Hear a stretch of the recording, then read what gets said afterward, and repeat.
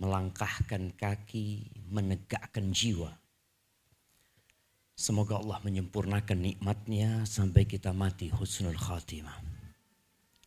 Allahumma salli wa sallim ala abdika wa rasulika sayyidina wa maulana Muhammadin wa ala alihi wa ashabihi ajma'in, amma ba'd. Akhwati rahimakunallah, tatkala anti keluar dari rumah menuju ke tempat ini, hampir semuanya berpikir dia bisa balik ke rumahnya, melanjutkan kehidupan ini, mendidik anak-anak untuk menjadi lebih baik. Padahal banyak orang yang keluar dari rumahnya dan ternyata tidak pernah balik ke rumahnya kembali. Sebagian kita punya cerita. Bahkan dia merajut mimpi untuk 10 tahun ke depan. Dia ingin membina rumah tangga yang indah. Dia ingin memiliki usaha yang menyenangkan. Dia ingin memiliki anak-anak yang lucu, yang kelak besar akan mendoakan kedua orang tuanya. Tapi tidak sedikit yang mati belum menikah. Tidak sedikit yang angan-angannya hampa karena ajal menjemput dia.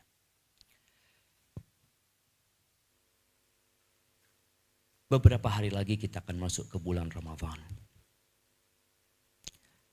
Bulan yang kata Rasulullah sallallahu alaihi wasallam, atakum Ramadan syahrun mubarak. Telah datang kepada kalian bulan Ramadan. Bulan yang penuh dengan berkah.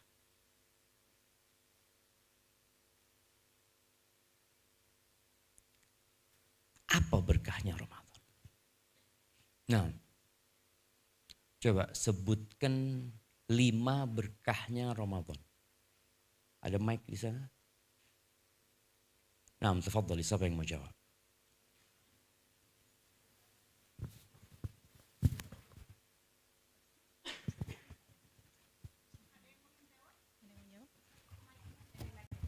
Ada yang mau menjawab 5 berkahnya Ramadan?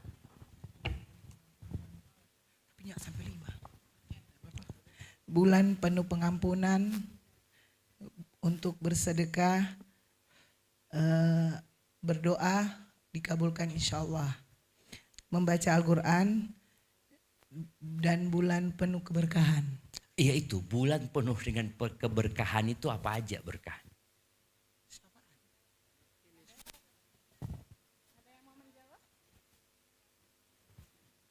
Apa berkahnya Ramadan? Udah hidup. Ditutupnya pintu neraka, dilipat gandakan pahala kita dalam ibadah kita. 10 hari terakhir Qiyamul Lail, itu yang malam yang diampunkan dosa-dosa kita, insya Allah. Ada malam yang lebih baik dari 1000 bulan. Nah, Ya benar. kemudian Dikabulkannya doa, dibebaskan dari api neraka. Nah, dapat hadiah yang bisa jawab. Nah, ya, kalau bicara berkahnya Ramadan syahrun mubarak tadi udah kita dengar, dan ana yakin ya semua yang hadir di sini tahu sama berkahnya Ramadan. Tapi kebayang nggak kalau ini jadi Ramadan terakhir? Enggak. Kita kebayang sampai Idul Fitri. Sebagian kita sudah mempersiapkan baju-baju untuk Idul Fitri. Mau seragam sama suaminya, mau seragam sama anaknya. Tapi dia tidak pernah berpikir bahwasanya sekarang nih kita belum masuk ke bulan Ramadan. Yang perlu dipersiapkan adalah gimana kalau ini jadi Ramadan yang terakhir. Berapa banyak orang yang meninggal dunia? Orang tua sebagian kita. Hampir tiap hari ya. Ana dapat informasi dari Yayasan Fastabiqul Khairat. Meninggal satu di Surabaya, meninggal di Malang, meninggal sini, meninggal sini, meninggal sini. Suatu saat nama itu akan berganti nama kita yang ada di situ. Inna lillahi wa inna ilaihi raji'un. Telah meninggal.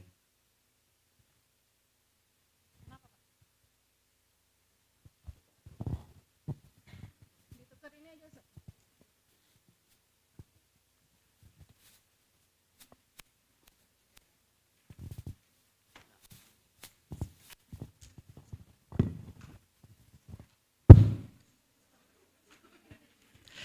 Afwan. Iya. Inna lillahi wa inna ilaihi raji'un. Telah meninggal dunia Maryam binti Yusuf Ba'isa. Mungkin itu sebuah kepastian. Allah Azza wa Jalla mengatakan kepada Nabi kita Muhammad alaihi salatu wasallam, innaka mayitun, engkau Muhammad mati loh. Wa innahum mayitun. Dan semua mereka akan mati. Jibril pernah berpesan kepada Nabi alaihi salatu wasallam, ish ma syi'ta fa innaka mayyit. Hiduplah semaumu. Tapi ketahuilah engkau bakal mati. Maka harapannya Ramadan ini jadi lebih baik. Orang kalau tahu dia akan mati 6 bulan lagi, kira-kira apa yang dilakukan? Oh masih lama Ustaz, 6 bulan lagi. Padahal kematian itu bisa datang bentar lagi. Dan di antara tanda-tanda kiamat itu mautul fuja'ah. Kathratu mautil fuja'ah. Banyak mati mendadak. Kita selalu berpikir orang mati itu yang sakit. Orang mati itu yang sudah tua. Akhir-akhir ini kita melihat orang tua menguburkan anaknya. Kakek menguburkan cucunya. Subhanallah, kita nggak tahu. Wa ma tadri nafsun bi ayyi ardin tamut. Maka kalau bicara apa yang perlu kita lakukan agar Ramadan ini jadi lebih baik, maka menganggap Ramadan ini Ramadan terakhir. Yang perlu dilakukan yang pertama adalah bertaubat. Siapa yang nggak punya dosa angkat tangan. Nah, kita kasih hadiah. Jemaah, kita merasa sudah baik. Kita tuh sering nyalahkan orang lain. Dalam kehidupan ini fulan. Kalau mungkin seorang istri suka menyalahkan suaminya, seorang suami suka nyalahkan istrinya, seorang bapak nyalahkan anaknya, anak nyalahkan orang tuanya. Padahal kata Nabi SAW, kullu bani Adam khata. Nggak perlu kita sibuk mencari kesalahan orang. Nah nih. Dari tadi sampai sekarang. Siapa yang nggak berbuat dosa? Mungkin sebagian kita merasa enggak sih. Enggak ada dosa yang kau lakukan. Padahal ada dosa hati. Dia mungkin hasad sama saudaranya. Dia mungkin iri dan dengki. Dia mungkin suudzon. Mungkin juga dia suudzon kepada pencipta langit dan bumi. Dia merasa kenapa hidupku susah kayak gini. Kenapa fulana lebih baik kepada fulana. Loh, kok gak pernah tahu bahwasanya Allah itu ketika cinta sama hambanya bukan dikasih harta. Bukan dikasih sehat. Apa tanda cinta Allah sama hambanya? Dikasih bala. Idza ahabballahu abdan ibtalah. Kalau Allah cinta sama hambanya, Allah kasih bala. Bagaimana Allah jadikan Nabi Musa menggembala kambing 10 tahun. Dan Allah jadikan Fir'aun berkuasa 100 tahun. Siapa Fir'aun ini? Ngaku Tuhan dia jemaah. Tapi Allah berikan nikmat kepada dia. Dayang-dayang yang jumlahnya nggak tahu berapa. Istana, pasukan yang senantiasa taat dan patuh kepada Nabi Musa dengan tongkatnya mengembalakan kambing alaihi salatu wassalam. Maka hibati fillah, tolong perbanyak taubat. Paling enggak emak-emak nih, sempatkan sholat duha. Biasanya kalau sudah anak-anaknya sekolah, rejalnya sudah syughul, apa yang dilakukan oleh emak-emak? Apa? Istirahat sama ambil handphonenya, alhamdulillah. Nah, dia mau istirahat. Dia mau istirahat. Suami jadi beban buat dia. Anak-anak jadi beban. Apa yang tidak jadi beban? Handphonenya. Masya Allah, khair handphonenya. Sebelum engkau pegang handphone, hamparkan sejadah. Kau sholat duha. Baca 2 rakaat.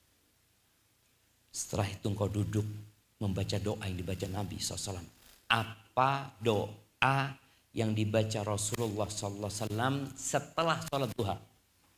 Nah, mic-nya dikasihkan kepada yang angkat tangan.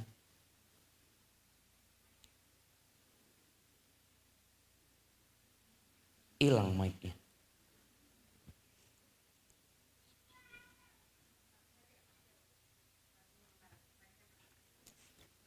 Itu mic-nya, Kang ya. Depan dulu. Yang depan ini tadi angkat tangan. Nah.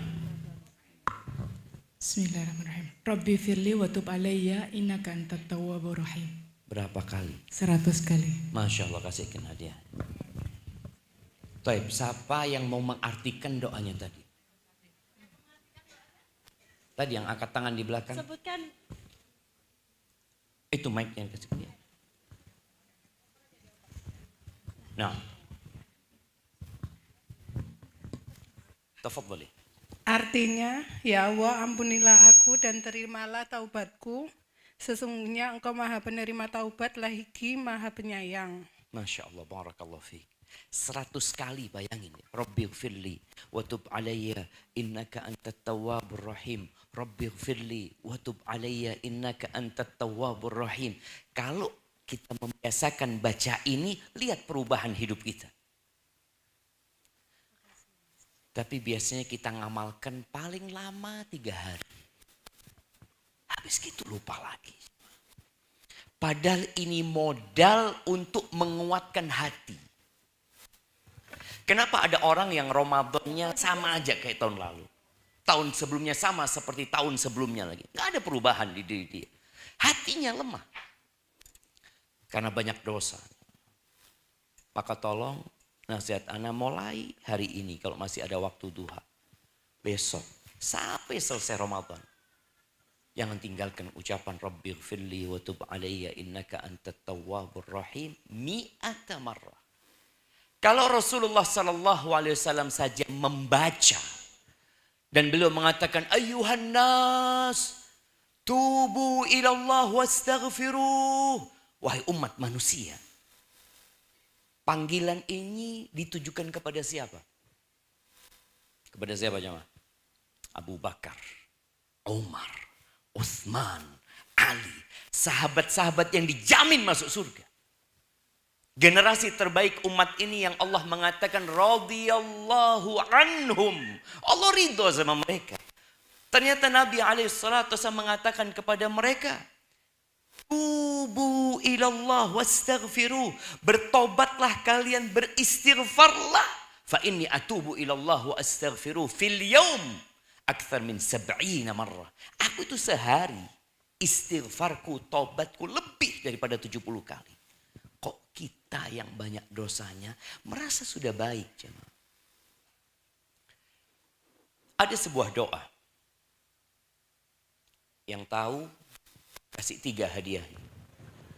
Nah, doa ini adalah doa yang dipinta oleh Abu Bakar As-Siddiq radhiyallahu anhu. Dia mengatakan kepada Rasul SAW, ya Rasulullah, alimni du'aan aqra'uhu fi salati. Wahai Rasulullah, ajarkan kepada aku doa yang aku baca pada sholatku. Abu Bakar minta doa. Biasanya kalau kita minta doa, minta apa Ustaz? Doanya Ustaz, mudah-mudahan cetek jodohnya Ustaz. Cepat punya anak, urusan dunia. Nih, apa doa yang diajarkan Nabi SAW kepada Abu Bakar? Ya, sebelah sana ada yang angkat tangan. Pojok depan situ.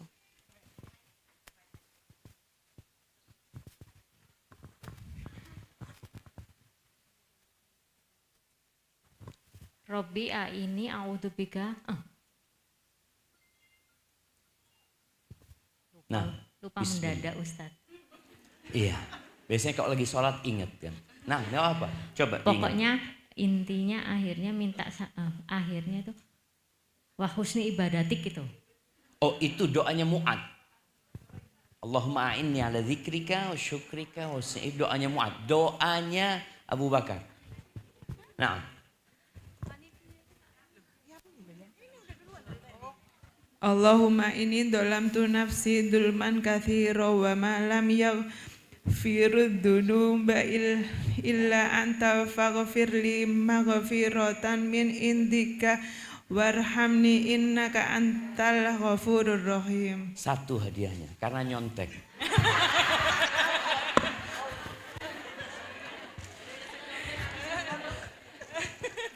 Nah, itu doa dihafal bukan dicontek ya. Bukan sekarang bacanya ketika sholat. Baik, coba kita renungkan ya. Abu Bakar minta doa. Abu Bakar dijamin masuk surga. Abu Bakar kalau imannya ditimbang dengan seluruh umat ini lebih berat imannya Abu Bakar. Ketika dia minta doa, kata Nabi SAW, Qul, katakan Abu Bakar, Allahumma inni zalamtu nafsi zulman katsira. Katakan Abu Bakar, ya Allah, aku sesungguhnya menzalimi diriku dengan kezaliman yang banyak. Abu Bakar disuruh mengakui dosa-dosanya. Fa innahu la yaghfiru dzunuba illa anta, enggak ada yang bisa ngampuni dosa kecuali Engkau ya Allah. Faghfirli maghfiratan min indika warhamni innaka antal ghafurur rahim. Ya Allah, ampuni aku ya Allah. Aku minta ampunan dari sisimu ya Allah. Tolong rahmati aku ya Allah. Abu Bakar mintanya itu jemaah. Kita apa yang kita minta jemaah? Kita lupa bahwa kita makhluk yang penuh dengan dosa. Dan kita melewatin hidup-hidup ini dengan nikmat-nikmat Allah. Dan lupa untuk berhenti sebentar mengatakan Allahumma inni zalamtu nafsi. Yang ada kita berpikir fulan yang dolimin anak. Fulan yang dolimin anak. Sudah, jangan urusin orang. Kita akan dihisap sendirian jemaah. La aba, wala ummi, wala suami, wala anak. Akan dikatakan kepada kita, Iqra kitabak. Engkau baca kitab. Baca. Kafa binafsika al-yawma alaika hasiba. Cukup engkau menghisap dirimu sendiri. Tapi kalau kita dalam hidup ini suka nyalahkan orang lain. Dan kita merasa sudah baik dan sudah benar. Sengsara kita pada hari kiamat. Maka segera bertobat. Mungkin sebagian kita jauh dari dosa besar. Atau gak tahu mana dosa besar. Jangan meremehkan dosa-dosa kecil. Dosa kecil itu gunung yang besar hanya tumpukan kerikil yang kecil-kecil. Maka jangan sampai dosa-dosa yang kita remehkan. Mungkin dosa telinga kita, dosa mata kita. Itu membuat kita masuk bulan Ramadan lemes. Sebagian orang bisa hatam Quran. Ustaz, anak punya sahib, Masya Allah, 3 malam sekali hatam Quran. Anak udah iso, Ustaz. Fulana, Masya Allah, Ustaz. Fulana ini gak ada kerjaan rumah. Dia punya pembantu 3. Tapi kenapa Fulana gak bisa hatam Quran? Sedangkan pembantunya hatam Quran. Ada apa jemaah? Nikmatani maghbunun fihima katsirun minan nas. Ada dua nikmat yang banyak kita lalai mensyukuri nikmat itu. As-sihhatu wal faragh, sehat dan waktu luang. Ana dulu selalu berpikir, jadi orang kaya itu enak. Karena punya waktu untuk beribadah lebih banyak. Tapi ternyata enggak juga. Ketika melihat shaf pertama di masjid, ternyata orang miskin. Yang kaya kemana? Sibuk ngurusin usaha dan kerjaannya.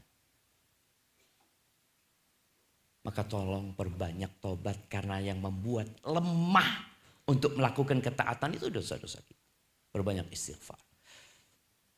Tobat itu ada 3 syaratnya.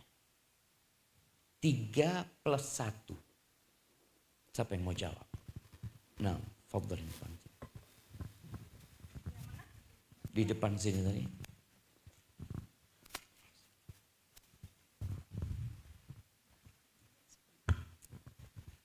Pertama, memohon ampun pada Allah. Kedua, mengakui dosa tersebut. Ketiga, bertekad untuk tidak mengulanginya lagi. Yang plus 1, jika berhubungan dengan manusia harus meminta ridhonya. Boleh. Nah, berapa kali tobat? Tidak terbatas. Masya Allah. Jemaah yang pertama itu mengakui, menyesali. Karena ada orang mengakui tapi bangga sama dosanya. Dia cerita, dulu kita orang kayak gini, dulu kita orang. Subhanallah. Kalau dosa itu tersembunyi, gak ada yang tahu, cukup antara engkau sama Allah Azza wa Jalla. Seorang wanita, seorang istri yang berzina. Ketika dia bertobat, apa perlu ngasih tahu suaminya? Hamil dari perzinahan itu. Apa yang mau jawab? Iya, sebelah kiri dari tadi regut kayaknya. Nah, kasih sebelah kiri.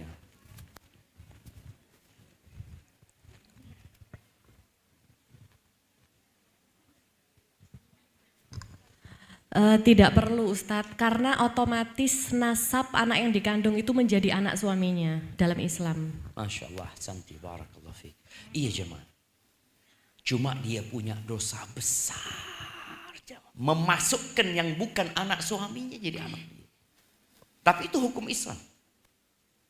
Jadi yang berbuat, karena zina ini bukan perbuatan dosa sama orang lain. Zina ini bukan perbuatan dosa sama orang lain. Tapi perbuatan dosa antara dia sama Allah Azza wa Jalla.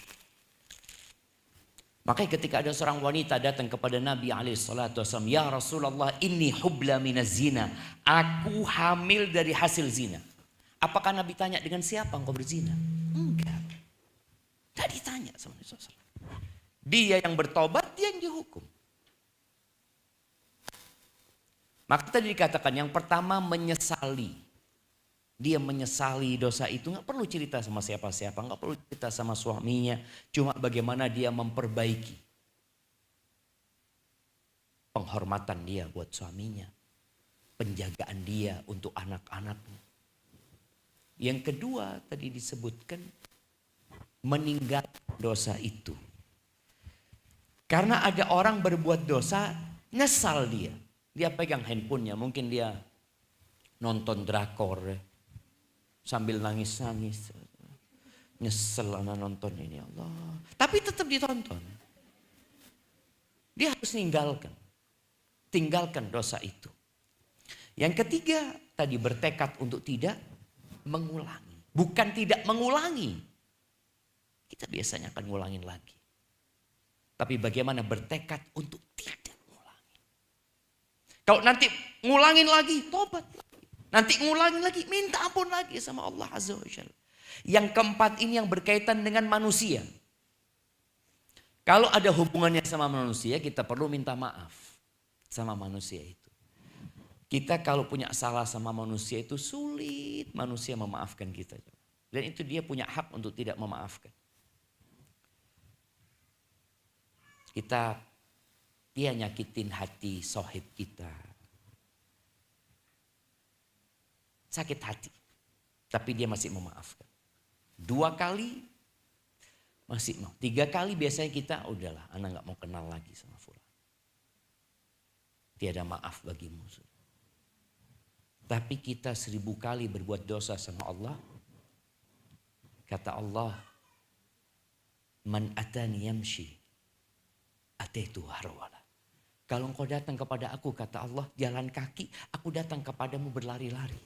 Allah tuh senang sama orang yang tobat. Senang Allah. Ya Allah ya, semoga Allah ampuni dosa-dosa kita. Baik. Yang kedua, belajar. Siapa yang sudah menyelesaikan baca buku fikih Ramadan untuk bulan Sya'ban ini? Yang sudah menyelesaikan karena dia tahu anak mau masuk Ramadan, anak mau baca buku fikih Ramadan, persiapan Ramadan. Ada? Enggak, kayaknya enggak ada karena sudah luar kepala semua. Jadi enggak perlu baca lagi Ustaz seperti itu. Perlu jamaah. Al-ilmu qabla al-qawli wal amal. Berilmu dulu. Sebelum kita mau beramal, sebelum kita mau melakukan sesuatu, sebelum ngomong suruh kita berilmu. Maka paling tidak baca buku. Wallah, buku sekarang ada PDF. Nggak harus beli. Tinggal download, dibaca. Tapi memang minat baca kita itu lemah. Kita lebih suka nonton daripada baca. Nonton ustadz kajian, ditinggal tidur.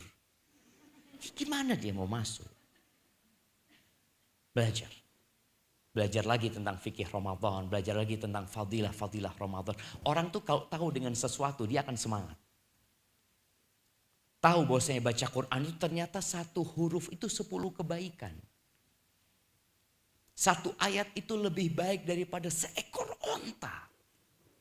Quran itu akan datang memberikan syafaat kepada kita. Quran ini yang akan mendampingi kita sampai ke surga. Amalan-amalan lain mungkin tidak seperti Quran. Ketika di kuburan, Quran datang memberikan syafaat.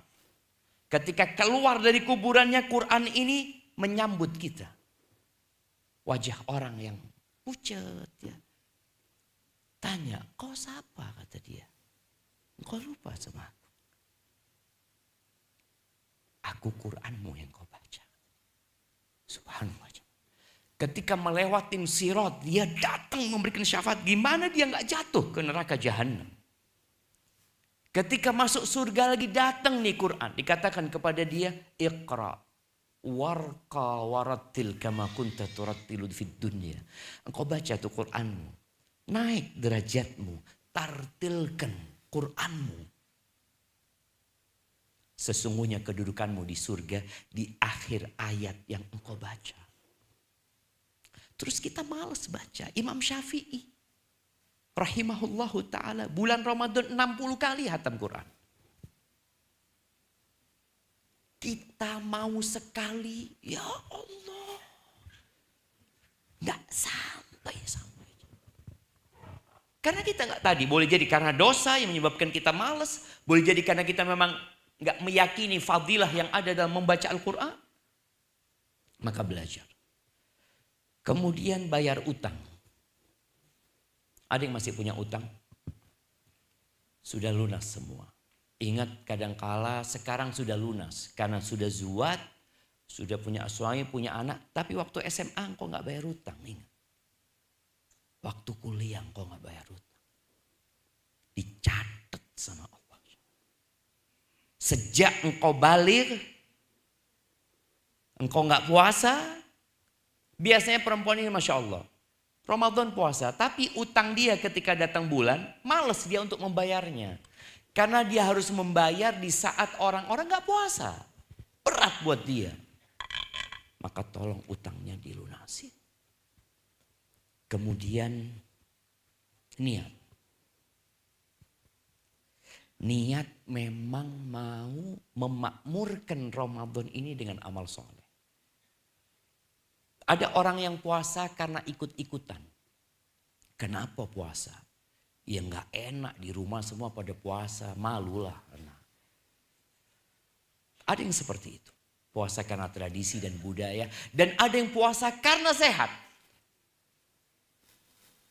Apalagi perempuan-perempuan anak lihat ya, dia belajar diet ini, diet ini, diet ini. Ternyata ada diet yang bagus, puasa. Puasalah dengan niat diet. Dapat pahala. Gak ada. Dia dapat sehat. Rasulullah SAW mengatakan, man sama Ramadhana imanan wahtisaban ghufira lahu ma taqaddama min dhanbi. Barang siapa yang berpuasa di bulan Ramadan karena iman, bukan karena ikut-ikutan, bukan karena tradisi dan budaya, bukan karena dia keluarga semua puasa, bukan. Wahtisaban, dan karena berharap pahala kepada Allah Azza wa Jalla, dosa-dosa dia yang lalu diampuni. Setelah niatnya benar, tolong dijaga amalannya. Ada seorang ummi ya. Ketika masuk bulan Ramadan, TV di rumah sama umminya dibalik. Ini di masa belum handphone. TV-nya dibalik sama umminya. Anak-anaknya tanya, kenapa Mi? Kata dia. Ramadan ini banyak acara-acara yang zen-zen Mi, kata dia. Nah, apa gak cukup 11 bulan engkau sibuk nonton TV? Ramadan ini berhenti nonton TV. Berhenti anak-anaknya. Sekarang mungkin kita bisa praktekkan dengan handphone kita. Ramadan, wifi di rumah dimatikan. Ustaz, mau dengarkan kajian. Ya banyaklah alasan kita. Ya nggak masalah sebenarnya karena handphone, televisi itu tergantung digunakan buat apa. Rasulullah SAW mengatakan rubba sa'imin laisa lahu haddun min siyamihi illa al-ju' wal 'atash. Banyak orang yang puasa dia tidak mendapatkan pahala apa-apa kecuali lapar dan haus. Puasa dia. Betul. Dia ketika sahur niat untuk berpuasa. Ketika berbuka dia berdoa. Tapi ternyata hanya mendapatkan lapar dan haus. Kenapa? Enggak jaga lisannya, enggak jaga matanya. Bayangkan berdusta itu dosa sebelum Ramadan. Ghibah itu dosa besar, dosa kecil. Dosa besar. Sebelum Ramadan dosa enggak? Dosa. Masuk bulan Ramadan, yang halal dia tinggalkan, minum tidak, makan tidak. Tapi ngomongin orang tetap dia lakukan. Man lam yada qawla zur wal jahla wal amala bihi falaysa lillahi hajatun fi an yada'a ta'amahu wa syarabahu. Barang siapa yang ketika berpuasa dia tidak meninggalkan ucapan dusta, ucapan palsu, perbuatan-perbuatan bodoh ya. Allah nggak butuh dengan puasa dia. Nggak butuh dia meninggalkan makan dan minum. Karena sejatinya Ramadan hadir untuk menempa kita meninggalkan yang haram. Seorang suami di siang hari bulan Ramadan. Allahu Akbar jemaah. Istri nggak mau melayani suaminya. Ana dapat bocoran yang mengejutkan. Ternyata pelacur itu laris di siang hari bulan Ramadan. Na'udzubillah. Kenapa? Karena istri nggak mau melayani suami. Sahih, nggak boleh. Istri yang halal aja ditinggalkan. Tapi kok ada orang setannya sudah dibelenggu, pintu neraka sudah ditutup, tapi di siang hari bulan Ramadan masih melakukan dosa. Dan ada suami-suami yang Masya Allah ketika sahur, ya sahur, Masya Allah, sahur semuanya. Ketika berbuka, Masya Allah buka bareng, padahal nggak puasa. Ana ingat seorang pegawai, dia cerita, Ustaz gimana ana Ustaz ya. Di kantor ana Ustaz, gak ada yang puasa Ustaz. Tapi nanti acara buka bersama, ikut Ustaz. Bikin acara kantor buka bersama, ya anu semua. Na'udzubillah min dzalik. Maka tadi, bagaimana kita dilatih untuk meninggalkan yang haram dengan meninggalkan yang halal. Maka jangan sampai kita berpuasa, tapi tetap kita melakukan yang haram. Yang terakhir, sebelum kita masuk ke sesi tanya jawab, perbanyak zikir. Ketika Nabi SAW ditanya tentang berbagai macam ibadah, ada ibadah haji, sodako, jihad fisabilillah, ya. Beliau ditanya, siapa yang paling baik di antara mereka? Kata Nabi SAW, aktsaruhum lillahi dzikran, yang paling banyak zikirnya. Maka tolong direncanakan dari sekarang. Ana tiap hari akan istighfar 1000 kali. Ana tiap hari akan sholawat buat Nabi SAW 100 kali umpamanya.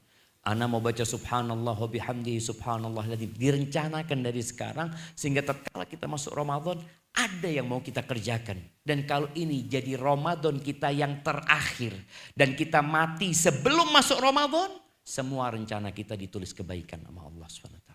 Barakallahu fiik. Baik, kita masuk ke sesi tanya jawab. Tafadhal yang ingin bertanya. Masya Allah.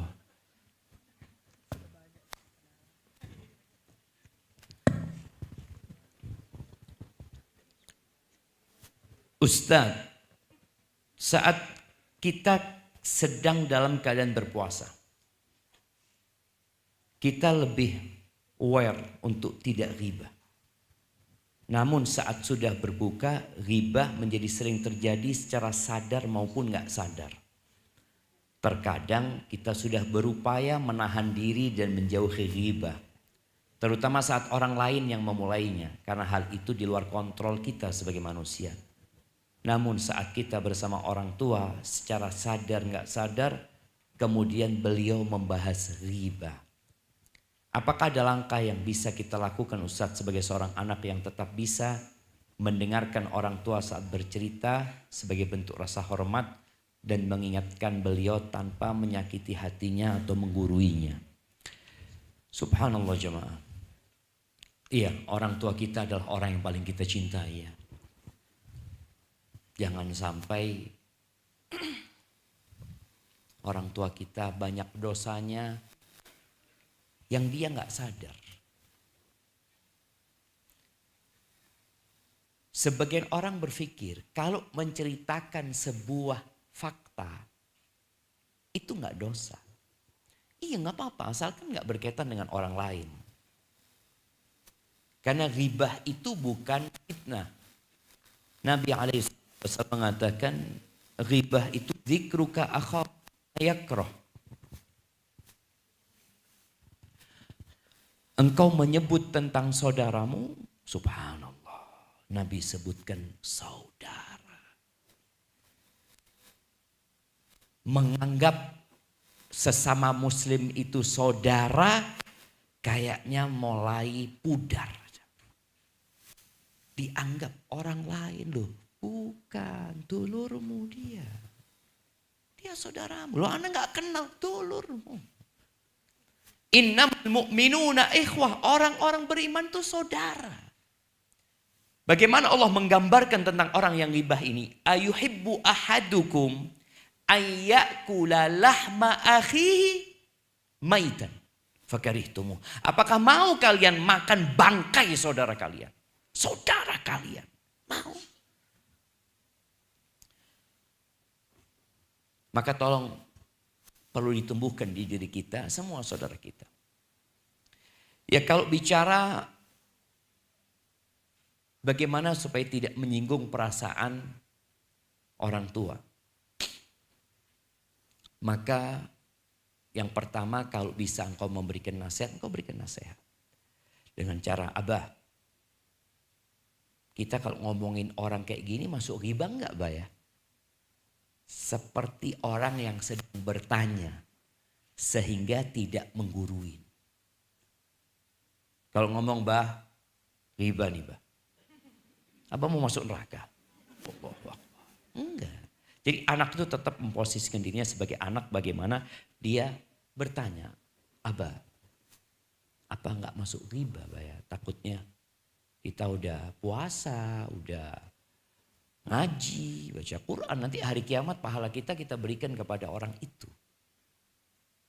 Jadi subhanallah, balasan ribah itu pahala kita berikan kepada orang itu. Padahal kita nggak suka sama tuh orang, tapi kita kasih hadiah pahala kita. Dia mungkin nggak sholat malam, tapi pagi dapat pahala sholat malam. Alhamdulillah, dapat dari fulana. Apalagi kalau ribahnya kelompok, itu pahalanya lebih banyak kan? 5 orang langsung transfer ke dia pahala. Maka itu mungkin perlu tanya sama Abah. Atau yang kedua, kalau memang tidak bisa, alihkan pembicaraan.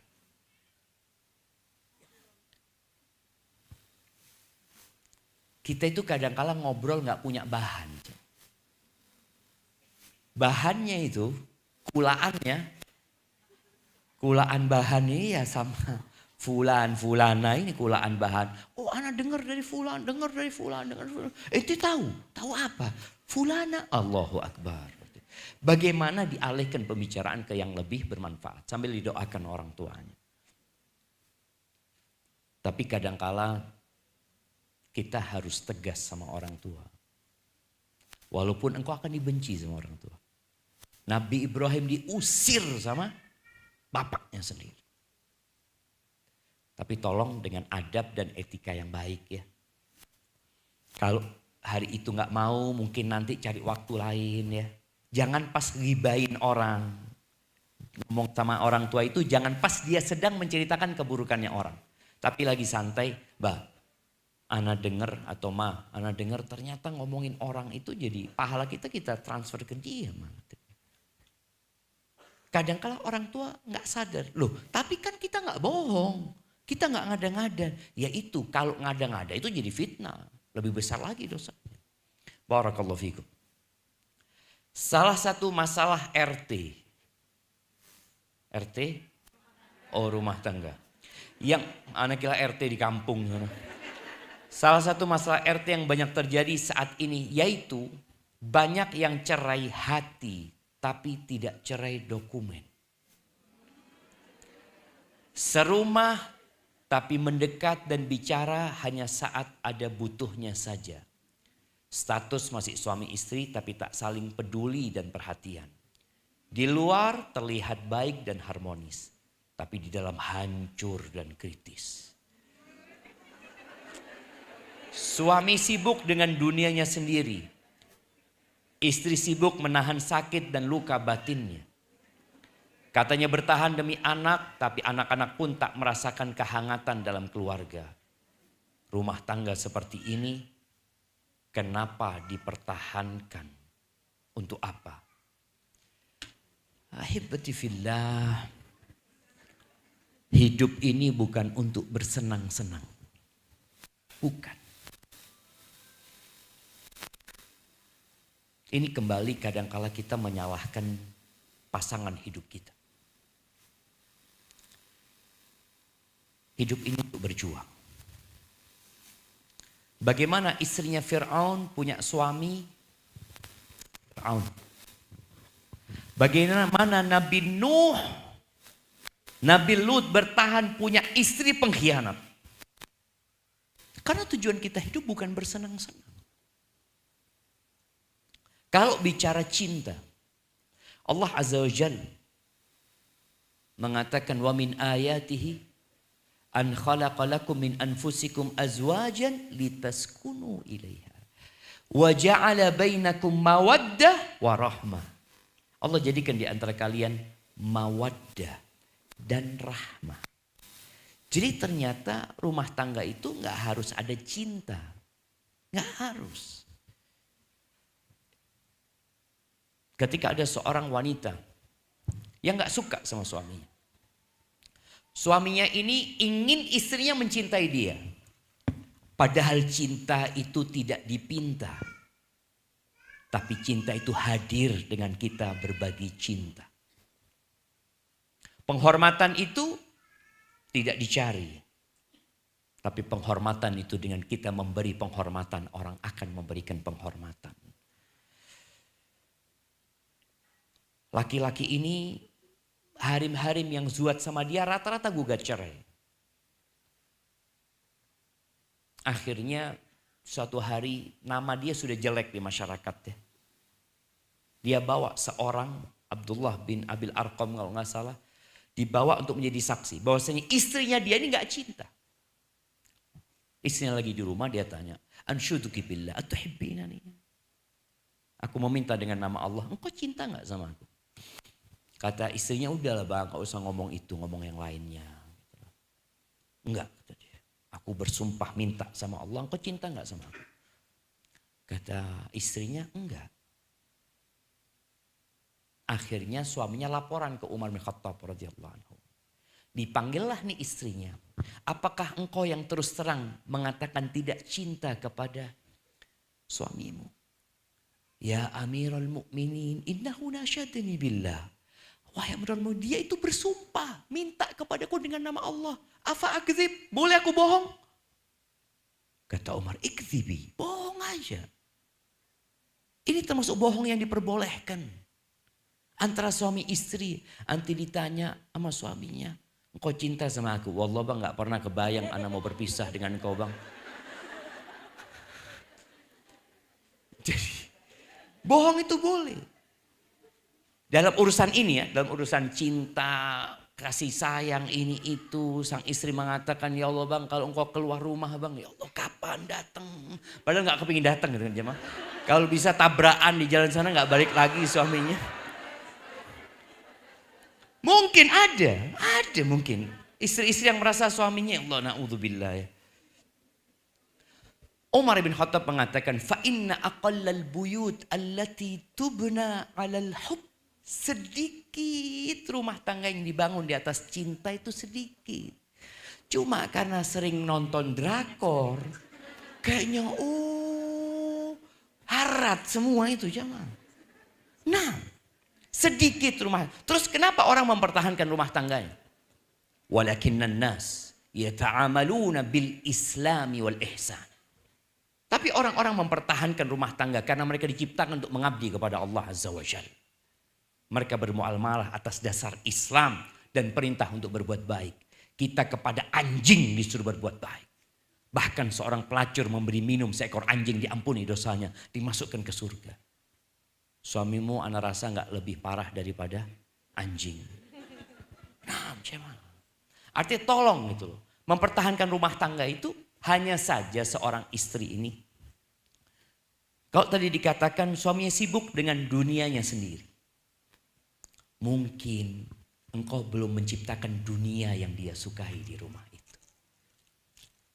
Banyak harim-harim ini kalau suaminya datang, kok telat bang? Dari mana bang? Nganu apa? Sama siapa? Ngobrolin apa? Loh kayak pegawai pajak aja. Gimana suami dapat harim kayak gini? Astagfirullahaladzim. Maka tolong ketika suaminya datang bukakan pintu. Jangan pernah tanya dari mana. Tanya mau apa bang? Kayaknya capek nih abang. Fadol siapkan makan, minum. Kalau bisa kasih buku menu. Fadol bang. Kenapa Rejal itu lebih suka di warung, di restoran daripada di rumah? Karena dilayani, datang ya. Ahlan, fadol silahkan. Pernah ada orang ke warung ditanya, dari mana bapak? Gak ada. Gak datang lagi dia kalau ditanya dari mana. Tapi ditanya mau apa. Jadi perempuan itu bisa. Allah berikan kemampuan kepada wanita ini untuk menundukkan suami. Ada cerita seorang wanita yang datang kepada seorang guru ya. Dia mengatakan, aku ini kok ribut terus sama suami ya. Macam-macam lah dia katakan itu. Oke, kalau engkau ingin suamimu baik sama engkau, hidupmu harmonis sama engkau, tolong kau datangkan 3 helai kumisnya singa. Loh, gimana? Ya sudah, engkau mau enggak? Karena dia kepingin rumah tangganya harmonis, kepingin ada cinta dan kasih sayang. Akhirnya dia datang ke kebun binatang. Tiap hari dia kasih makan itu singa. Minta izin sampai singanya itu kenal. ketika singa itu tidur digunting.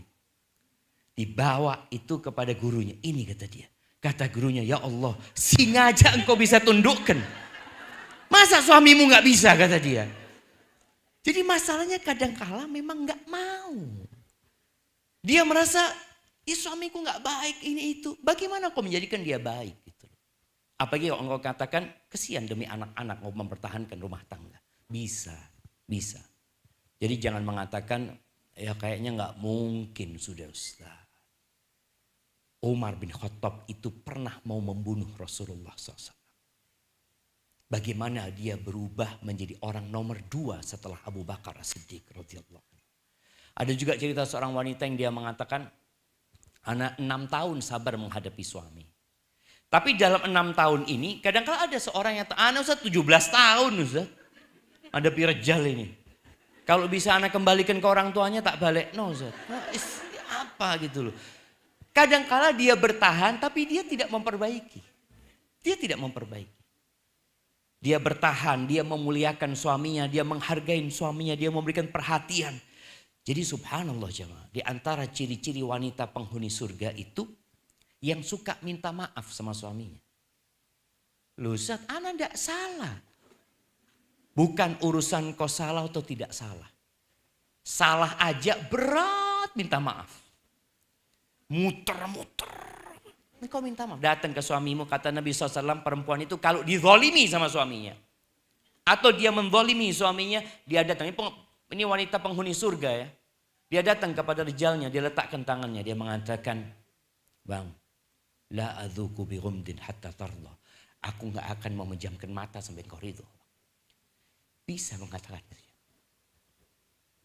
Ya Ustaz, loro hati anak suruh minta maaf. Na'udzubillah, ndak wis.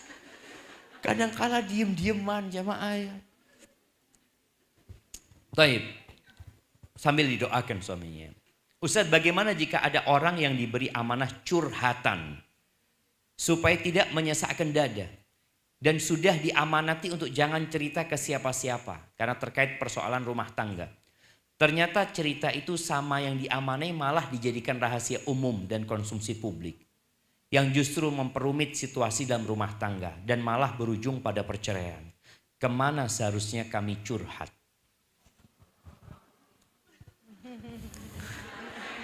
Iya jemaah, gini.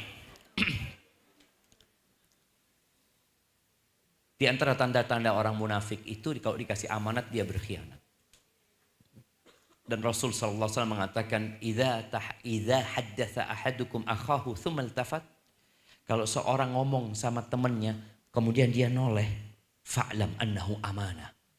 Kata Nabi SAW, ketahui itu amanah. Dia nggak ngomong ini rahasia, tapi dia waktu ngomong noleh, itu amanah. Dan harus dijaga. Dan tadi, orang itu butuh teman curhat. Hanya untuk mengurangi beban di hatinya. Iya, dia curhat sama Allah Azza wa Jalla, tapi dia mungkin mau cerita sama seseorang agar orang itu bisa memberikan solusi. Maka ceritalah kepada seorang yang mencintaimu, bukan yang engkau cintai. Ada perbedaan. Kita cinta sama orang, belum tentu orang itu cinta sama kita. Kita kan anak punya sahabat, iya engkau menganggap dia sahabat. Tapi apakah dia menganggapmu sahabat? Belum tentu. Maka ceritakan kepada orang yang mencintaimu. Kalau nggak dapat, ceritakan kepada orang yang memberikan solusi. Kepada ustazah atau siapa. Ceritakan kepada dia. Ada seorang yang cerita rahasia dia kepada sohibnya. Dia ceritakan dari A sampai Z. Terus dia tanya, antum dengar? Katanya, enggak, anak enggak dengar. Selesai. Ada manusia-manusia yang hati mereka jadi kuburan buat rahasia saudaranya. Rahasia itu masuk ke hatinya, dia tutup. Sudah. Engkau dengar? Enggak dengar. Habis. Jadilah orang-orang seperti itu. Jadi orang kalau mau curhat, fadhal, kau ngomong sama aku. Cerita sama aku. Udah selesai? Sudah. Mudah-mudahan Allah mudahkan urusanmu. Sudah, kita mau aku enggak dengar tadi. Cuma kita ketika ada orang memberikan rahasia kepada kita, kita punya bahan. Oh ini Wallahi jamaah, hati-hati jamaah. Amanah jamaah. Dan buat yang punya masalah, jangan cerita sama orang tua. Karena orang tua terlalu cinta sama anaknya. Masalah yang seharusnya ada solusi, kalau sampai ke orang tua nggak ada solusi. Abahnya akan ngomong, sudah nak, engkau pisah sudah. Rumah mana yang nggak ada masalah? Di rumah Nabi SAW piringnya pun pecah. Aisyah ngangkat suara di atas Rasul SAW. Abu Bakar datang sebagai orang tua dan sebagai mertua buat Nabi SAW. Dia mau memberikan pelajaran kepada Aisyah, tapi Nabi datang mengatakan jangan. Maka engkau harus memilih orang yang mencintaimu atau seorang ustadz ustadzah yang dapat mendengarkanmu. Ya setelah itu selesai. Terkubur di tempat dia. Afwan Ustaz. Mau bertanya. Hidayah dijemput atau ditunggu? Ada orang yang saat ditanya kok nggak pakai jilbab, kenapa nggak sholat? Jawabnya karena belum dapat hidayah. Apakah hidayah ditunggu datangnya baru kita jadi soleh atau kita jemput? Bagaimana caranya? Ahibati fillah.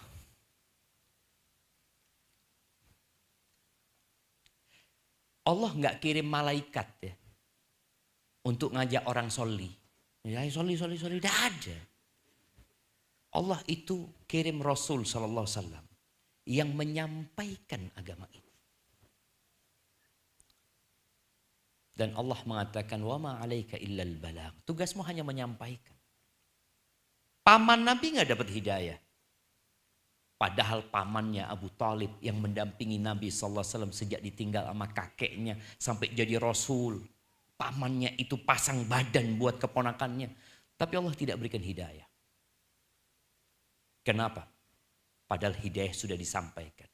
Ada penghalang-penghalang hidayah. Jadi kalau bicara apakah hidayah itu dijemput atau dia datang, hidayah itu datang, cuma kita nggak mau terima. Ada orang ditanya, kenapa belum berangkat haji?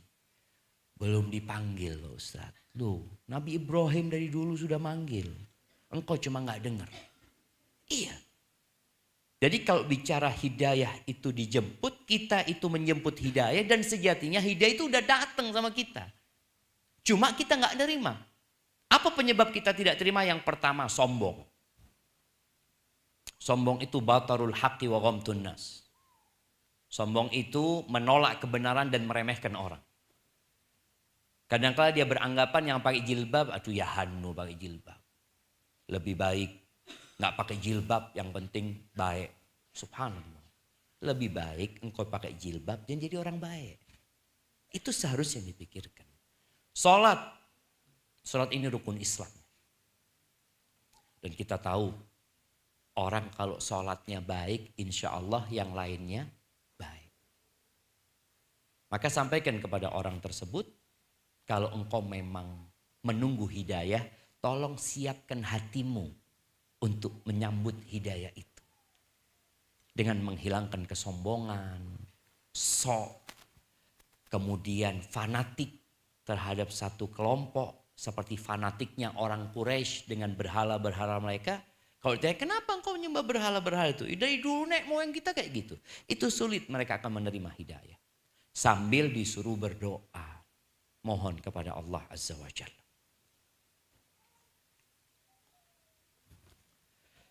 Bagaimana sikap seorang istri yang mempunyai suami dengan kondisi ekonomi pas-pasan?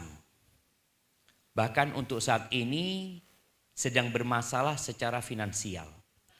Tapi suami masih tetap menafkahi ibunya. Padahal si ibu masih punya suami. Ayah tiri suami saya yang masih bekerja. Nafkah suami untuk siapa?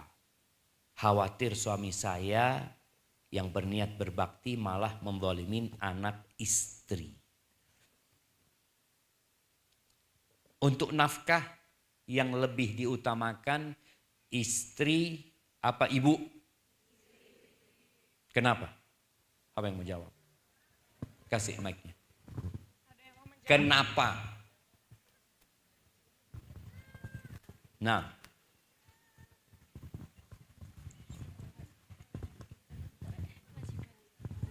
Karena kewajiban. ya berbakti kan kewajiban juga. Kenapa kok istri dulu? Pertanyaan kenapa kok istri dulu? Sama, berbakti kewajiban. Karena dalam Islam jika seorang wanita telah menjadi seorang istri, tanggung jawabnya lepas 100% menjadi tanggung jawab seorang suami. Barakallahu fiik. Betul. Iya. Jadi ketika seorang laki-laki mengambil itu anak perempuan, dan ini jamaah mungkin sekarang ada yang belum jadi ibu, atau mungkin ada yang sudah menjadi mertua, dia punya menantu. Ketika itu anak perempuan diambil dari orang tuanya, dan sang suami mengatakan gabiltu nikaha wa tazwijaha bil mahril madhkur, itu beralih. Dan di sini para wanita juga harus tahu, surga dan nerakamu itu suamimu. Maka suami punya kewajiban full terhadap istrinya, memberikan nafkah. Kepada orang tua, memberikan nafkah kepada orang tua itu wajib bagi anak kalau orang tuanya nggak mampu. Setelah sang anak menyelesaikan kewajibannya kepada istrinya. Ini nafkah ya. Maka kalau bicara nafkah itu ya masalah kebutuhan, bukan kemauan.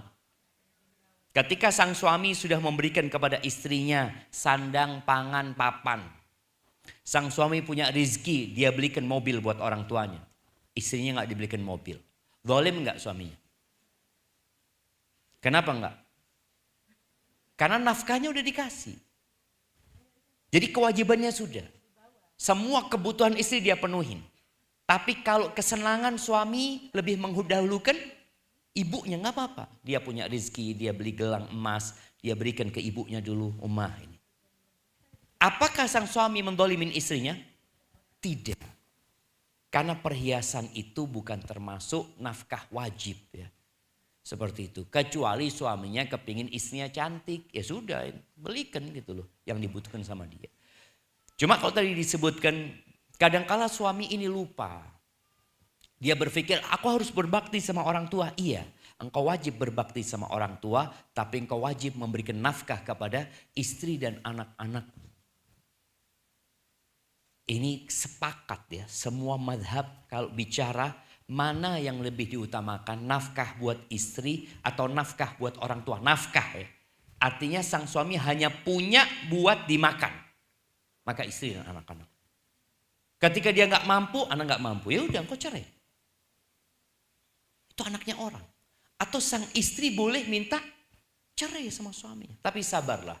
Kemudian nasihat anak buat istri-istri yang suaminya susah secara ekonomi. Ketahuilah pintu rezeki itu bukan hanya bekerja. Pintu rezeki itu yang pertama adalah tawakal. Kita itu banyak bergantung sama pekerjaan. Oh coba kerja di sana, coba ngelamar sini, coba ngelamar sama Allah Azza wa Jalla. Duduk istighfar mohon ampun sama Allah Azza wa Jalla. Tawakal yang pertama menyerahkan semuanya kepada Allah, kemudian mohon ampun kepada Allah Azza wa Jalla. Dan istri bantu suami. Bang engkau kerja di luar, aku bantu dari rumah. Kebanyakan orang kalau berpikir bantu dari rumah apa? Bikin kue, jualan. Enggak, aku bantu di rumah bang. Dengan apa? Aku akan duduk istighfar dari pagi sampai zuhur, sampai kau pulang. Itu membantu suami. Allah Azza wa Jalla mengatakan, فَقُلْتُ اسْتَغْفِرُوا رَبَّكُمْ إِنَّهُ كَانَ غَفَّارًا يُرْسِلِ السَّمَاءَ عَلَيْكُمْ مِدْرَارًا وَيُمْدِدْكُمْ بِأَمْوَالٍ وَبَنِينَ وَيَجْعَلْ لَكُمْ جَنَّاتٍ وَيَجْعَلْ لَكُمْ أَنْهَارًا مَا لَكُمْ لَا تَرْجُونَ لِلَّهِ وَقَارًا. Nabi Nuh mengatakan kepada kaumnya, istighfarlah kalian, mohon ampun sama Allah. Apa yang akan terjadi? Allah akan kirimkan air hujan yang bermanfaat. Allah akan banyakin harta dan anak-anak kalian. Allah akan bikinkan taman-taman yang indah, sungai-sungai buat kalian. Subhanallah. Maka bantu suamimu dengan bertawakal, dengan beristighfar, baca Quran. Walaupun suamimu mungkin bawa sedikit, tapi Allah berikan keberkahan. Dan buat sang istri, jangan ngeliat kepada suami tetangga. Enak tadi bojone fulan. Nggak enak. Rumput tetangga itu selalu lebih hijau daripada rumput sendiri. Bolehkah menggugurkan janin? Jika diindikasi ada cacat pada janin atau orang tua belum siap punya bayi lagi karena masalah fisik, psikis dan finansial. Jika sudah terjadi dan ternyata baru tahu beratnya beban mental setelahnya, apakah ada amalan-amalan yang bisa kita lakukan? Tapi bicara menggugurkan janin, apabila sebelum ditiupkannya ruh karena masalah yang memang cacat disebutkan. Bukan masalah takut secara psikis, finansial, enggak. Karena memang kalau dilanjutkan akan membahayakan hidup si bayi atau membahayakan hidup si orang tua. Maka di situ sebelum ditiupkan ruh sebagian ulama membolehkan. Tapi kalau sudah ditiupkan ruh udah nggak boleh. Tapi kalau masalahnya hanya ya belum siap secara mental, ketika Allah berikan, Allah tahu engkau siap. Allah itu la yukallifullahu nafsan illa usaha. Enggak mungkin engkau dikasih beban melewatin batas kemampuanmu, enggak mungkin. Tapi masalahnya kita ini suudzon. Ya Allah kok dikasih ya Allah. Aku belum siap. Allah tahu engkau siap dan Allah kasih. Manusia itu diantara tidak mau dan tidak mampu. Kebanyakan kita merasa tidak mampu padahal hakikatnya tidak mau. Yakinlah Allah itu Ar-Rahmanir Rahim. Maha pengasih dan maha penyayang. Kalau setelah ditiupkannya ruh, tadi yang dikatakan membahayakan, bismillah. Kalau bisa dipertahankan, dipertahankan sambil berdoa. Semoga Allah jadikan anak itu anak soleh.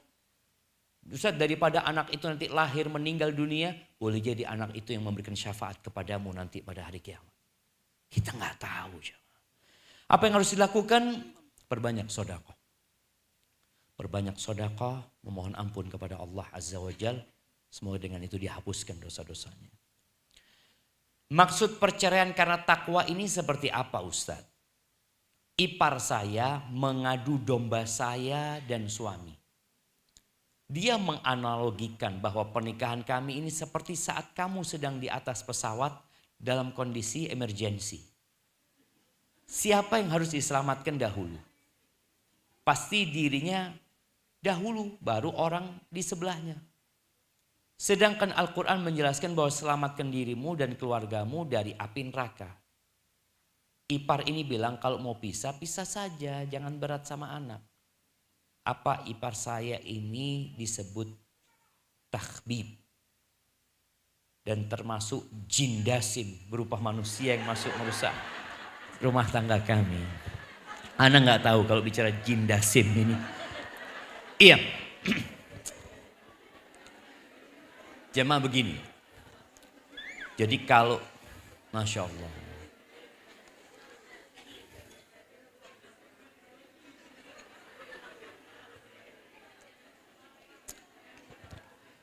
Jemaah rahimakumullah. Kalau ada saudara kita yang punya masalah.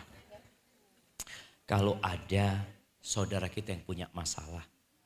Jadilah engkau duta kebaikan. Jangan mengatakan udah pisah aja. Cerai ini perbuatan yang paling dicintai iblis. Engkau jangan jadi dutanya iblis. Tapi kalau engkau ini kalau bicara karena takwa kepada Allah, ya kalau dikatakan umpamanya udah engkau pisah sama istrimu. Istrimu soli enggak umpamanya. Dia sebutkan urusan-urusan sama Allah Azza wa Jalla. Imma engkau perbaiki istrimu, imma engkau berpisah. Ini karena ketakwaan kepada Allah Azza wa Jalla. Jadi berpisah karena Allah, karena takut sama Allah Azza wa Jalla. Karena ada orang yang berpisah karena dirusak sama orang lain. Baik. Memang kalau bicara tadi analogi emergensi di pesawat. Itu sama. Allah mengatakan qu anfusakum wa ahlikum nar. Jagalah dirimu dan keluarga. Kita tuh nggak boleh jadi lilin. Membakar diri kita, menyelamatkan orang lain. Tapi engkau selamatkan dirimu dan selamatkan orang lain. Maka kalau dikatakan bagaimana seorang ipar yang seperti ini, anak kan nggak tahu apa penyebab ipar itu mengatakan seperti itu. Boleh jadi masalahnya di dirimu. Maka kita ini jangan sering nyalahkan orang lain. Fulan, memang Fulan mengatakan, boleh jadi aku masalahnya. Kenapa dia menginginkan aku bercerai sama suami? Apa masalahnya? Kalau dikatakan takhbib, nggak tahu apa yang dikatakan takhbib di sini. Kalau ternyata sang ipar mengatakan kepada suaminya, udah bismillah. Engkau bertakwa kepada Allah, selesai urusanmu. Engkau punya istri nggak benar. Umpamanya keluar malam, ya Allah, nggak izin.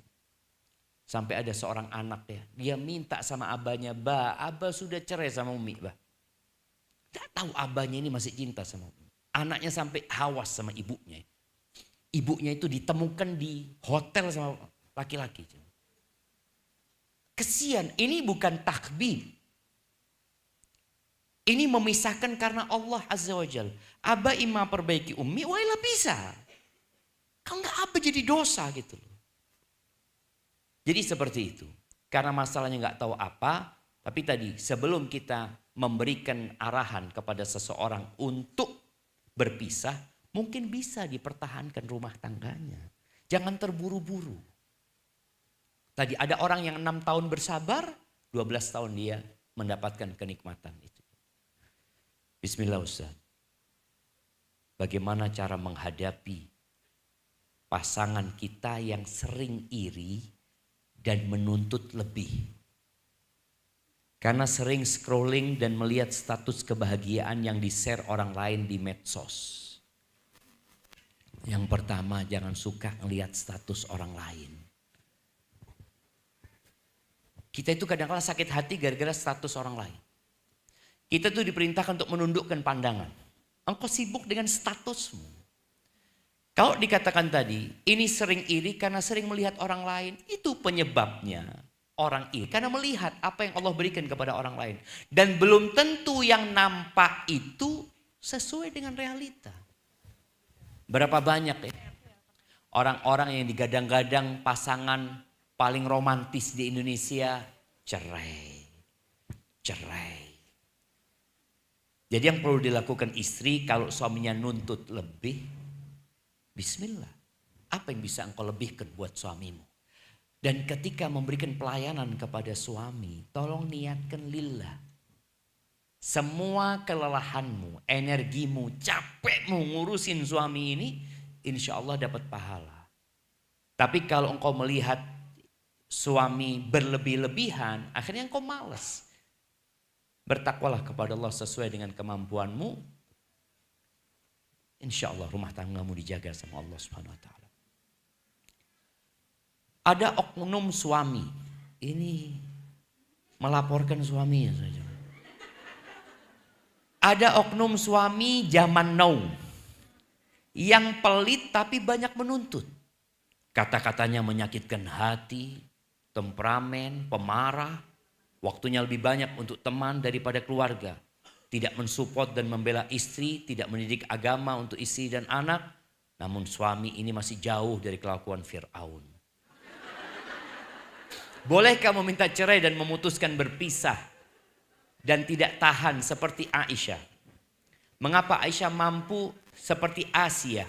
Mengapa Asia mampu tetap bertahan dengan Fir'aun sebagai suaminya? Apa yang membuatnya bersabar? Aisyah nggak bisa gugat cerai. Asia binti Muzahim nggak bisa gugat cerai karena raja Fir'aun. Makanya dia dibunuh sama Fir'aun. Fir'aun nggak suka sama Asia sudah.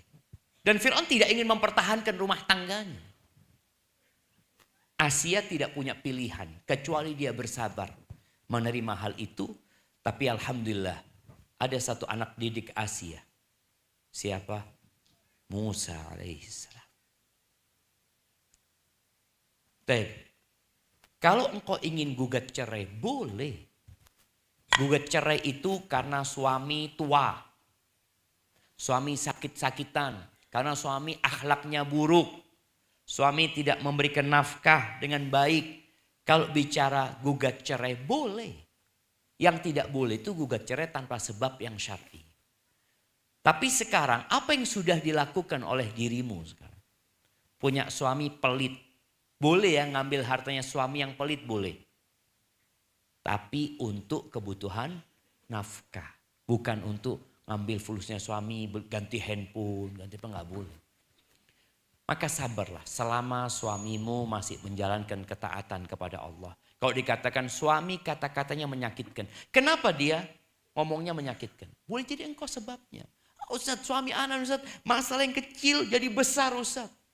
Jangan bikin masalah yang kecil kalau punya suami kayak gitu. Udah tahu suaminya kayak gitu, tetap bikin masalah yang kecil. Nggak usah. Maka istri ini yang tahu kapan suaminya marah, kapan suaminya mengeluarkan kata-kata yang buruk, dia tahu. Maka tolong ditutup semua celah, jangan sampai suaminya marah. Suaminya mamanya gahwa, kopi, selalu dia kopinya nggak boleh dingin. Nggak boleh habis, belikan termos yang besar. Suaminya mau marah, mana gahwa? Bang, sini. Oh iya, langsung dia. Besok mau marah lagi, udah tahu dia. Kadang-kala suami marah gara-gara kos kaki nggak ada di rumah. Mana kos kaki? Belikan 2 lusin. Setiap suami mau marah, bang pakai yang baru aja bang. Masya Allah. Lama-kelamaan dia nggak bisa marah. Maka tolong istri ini jangan cuma ya suamiku. Apa yang kau lakukan menghadapi suami kayak gitu. Tapi pada saatnya ketika memang nggak bisa dipertahankan, ya udah. Boleh gugat cerai. Tapi itu bukan pilihan pertama. Ya. Ana seorang janda yang takut menikah lagi. Karena khawatir suami yang baru dan keluarganya tidak bisa menerima anak ana. Mengingat usia anak yang masih 6 tahun yang pasti masih aktif-aktifnya. Di sisi lain usia anak masih 23 tahun. Yang dimana banyak terkena fitnah, omongan-omongan yang menyakiti hati. Jamaah, di masa Nabi SAW itu hampir nggak ada janda nganggur. Ada yang meninggal suaminya dinikahin sama para sahabat. Umar bin Khattab putrinya jadi janda, Hafsah jadi janda, langsung ditawarkan ke Abu Bakar. Abu Bakar, kok nggak mau zuat? Kok zuatkan sama putriku? Bayangkan ya, Abu Bakar ini umurnya lebih tua dari Umar. Bedanya 10 tahun kira-kira. Ditawari putrinya Umar. Abu Bakar sudah punya istri. Apa kata orang sekarang? Ini apa? Mau ngerusak rumah tangga orang lain? Enggak. Ditawarkan ke Utsman.